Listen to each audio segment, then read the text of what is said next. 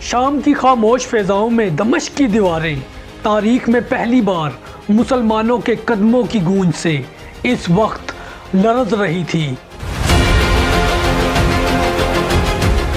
ایک طرف حضرت ابو عبیدہ رضی اللہ تعالی عنہ کا پرسکون نورانی چہرہ اور دوسری جانب رومن امپائر کا سب سے مضبوط شہر دمشق۔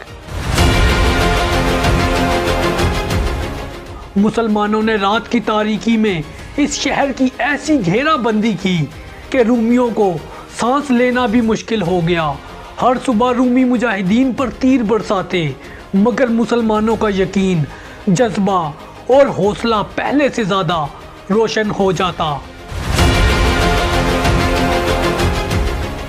پھر وہ لمحہ آیا جب رومن امپائر کا فخر دمشق حضرت ابو عبیدہ رضی اللہ تعالی عنہ کی حکمت کے سامنے جھکنے پر مجبور ہو گیا۔